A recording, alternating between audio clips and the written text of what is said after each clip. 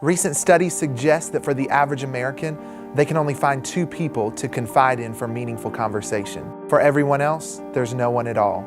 If we look back in history to the 1950s and 60s in the Motor City of Detroit, we see that with the age of automobiles came the introduction of the modern freeways.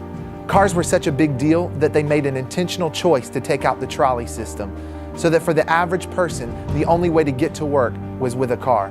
As the freeway system developed, they didn't build around the communities, they cut right through them. At the time, no one had any idea what the consequences would be. But years later, a study showed that for 10 minutes of commute time, a person would be 10% less likely to have quality, meaningful relationships. The average commute time in America today, 30 minutes each way.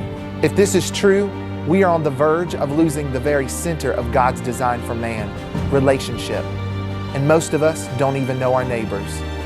This disconnection and separation is hard for us to believe because when we look around the world, there's more options for connectivity than ever before. The average Facebook user has 338 friends and is connected to numerous community pages. But if that community were authentic, would we still have issues like depression and loneliness as such a big part of our lives? It has been said that by 2020, the second most common health issue will be depression. Currently, 1 in 4 young adults will suffer with an episode of depression before the age of 24. Social media sites were created by the very generation that is starving for relationships. A lack of fathers, loneliness, and separation from community have driven people to technology as a source for identity. The bottom line, we weren't built for this isolation. We were created for community.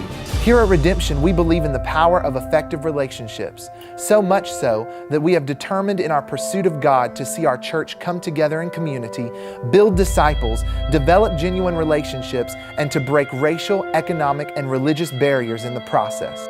Over the next few months, we're going to be gathering in homes, coffee shops, and places all over the city to grow spiritually and connect with each other by sharing our stories and engaging in conversation about the current sermon series. Then we're going to come together every first Wednesday night of the month for an explosive encounter from God where we are believing for the glory of God to be revealed as we see eye to eye. We can only provide the opportunity, but we need you to take the step of faith to sign up and show up for Redemption Life Groups.